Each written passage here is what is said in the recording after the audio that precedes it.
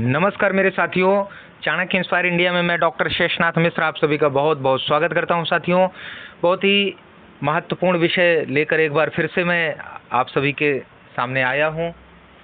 जैसा कि देख सकते हैं कि यूपी जीआईसी पीजीटी की वैकेंसी निकल चुकी है, उसका फॉर्म 12 अगस्त से भरा भी जा रहा है और परीक्षा का पैटर्न क्या है, कैसे है, इससे रिलेटेड मैं एक वीडियो बना के ऑलरेडी आप सबके साथ साझा कर चुका हूं। आज मैं, चूंकि परीक्षा 2 चरणों में होगी, एक तो प्रारंभिक परीक्षा होगी, दूसरी मुख्य परीक्षा अर्थात वैकल्पिक परीक्षा, ठीक है ना। तो आज मैं सिर्फ मुख्य प्रारंभिक परीक्षा, जिसको प्रीलिम्स भी कहते हैं, प्रीलिमिनरी एग्जाम जो है, मतलब प्रारंभिक परीक्षा जो है, उससे संबंधित आज मैं आप सबसे चर्चा करूंगा, ठीक है ना। आज का जो विषय है उसी से संबंधित है। तो देख सकते हैं जीआईसी प्रवक्ता प्रारंभिक परीक्षा हेतु परीक्षा योजना एवं पाठ्यक्रम। तो परीक्षा की योजना क्या है, उसका पाठ्यक्रम क्या है, मतलब एग्जाम पैटर्न क्या है, कितने क्वेश्चंस आएंगे, कितने आवर्स रहेंगे और कितने मार्क्स के वो क्वेश्चंस होंगे, क्या तौर तरीका रहेगा, इन सारी बातों की चर्चा मैं संपूर्ण पाठ्यक्रम की विस्तृत परिचर्चा आपसे करने जा रहा हूँ, ठीक है ना। आइए कुछ देखिए, सूचना है जीआईसी पीजीटी का जो है नया कोर्स स्टार्ट हो रहा है और 50% इस पर छूट है। 799 रुपये में आपका यह कोर्स है, ठीक है ना। जीएस के कोर्स की जो फी है वो मात्र 499 रुपये है, ठीक है ना। यहाँ बार कोड दिया है, या कोई अन्य बात आपको जाननी है, पूछनी है, तो इस नंबर पर आप संपर्क कर सकते हैं। आइए सीधे विषय की तरफ चलते हैं। तो यूपीपीएससी जीआईसी पीजीटी की जो वैकेंसी है, उसमें प्रारंभिक परीक्षा हेतु जो है, जो एग्ज़ाम का पैटर्न है और पाठ्यक्रम है, उस विषय को मैं साझा करता हूं कि देखिए, यहाँ प्रारंभिक परीक्षा में सामान्य अध्ययन / वैकल्पिक विषय का एक प्रश्न पत्र होगा। मतलब जो प्रारंभिक परीक्षा होगी उसमें कुछ प्रश्न सामान्य अध्ययन मतलब जीएस से आएगा और बाकी प्रश्न आपके विषय से आएगा, जो आपका मुख्य विषय है, वैकल्पिक विषय है। जैसे अपना संस्कृत विषय है तो संस्कृत से संबंधित प्रश्न आएंगे और ये सेम सिलेबस मुख्य परीक्षा में भी रहेगा, ध्यान रखिएगा आपके विषय का, ठीक है ना। और कह रहे हैं प्रश्न पत्र होगा, मतलब सामान्य अध्ययन अथवा वैकल्पिक सामान्य अध्ययन / वैकल्पिक विषय का एक प्रश्न पत्र होगा जो वस्तुनिष्ठ मतलब ऑब्जेक्टिव होगा, वह विकल्पी प्रकार का होगा, ध्यान रखिएगा। अब इसमें टोटल क्वेश्चंस कितने आएंगे, टोटल 120 मतलब 120 क्वेश्चन आएंगे, ठीक है ना। वैकल्पिक विषय के 80 मतलब आपके सब्जेक्ट से जो पूछे जाएंगे वो 80 क्वेश्चन मतलब 80 प्रश्न पूछे जाएंगे, 80 क्वेश्चन आएंगे। और जो जीएस मतलब सामान्य अध्ययन से जो प्रश्नों की संख्या होगी वह 40 प्रश्न होंगे, ठीक है ना। तो सामान्य अध्ययन से कुल 40 प्रश्न होंगे और आपके विषय से अर्थात वैकल्पिक विषय जो आपका रहा उससे 80 क्वेश्चन आएंगे, ठीक है ना। तो टोटल 120 क्वेश्चन हो गए, ठीक है ना।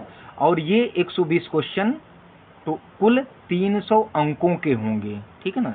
मतलब ये जो 120 प्रश्न प्रारंभिक परीक्षा में आएंगे, उन 120 प्रश्नों का जो पूर्णांक होगा वह 300 होगा, अर्थात कुल 300 अंकों का यह प्रारंभिक परीक्षा आपकी होगी, ठीक है ना। यह प्रश्न पत्र जो है प्रारंभिक परीक्षा का 300 अंकों का होगा।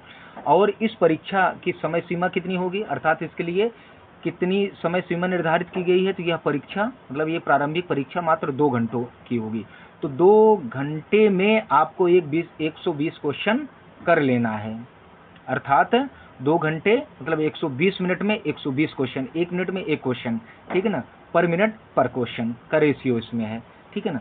अब आइए देखिए पाठ्यक्रम क्या है, मतलब इसका सिलेबस क्या है। ये तो मैं पैटर्न बता दिया कि एग्जाम में टोटल 120 क्वेश्चन, 40 क्वेश्चन जीएस से, 80 क्वेश्चन आपके वैकल्पिक विषय से और 300 अंक के और 2 घंटे समय सीमा परीक्षा की। आइए सामान्य अध्ययन से रिलेटेड टॉपिक देखते हैं।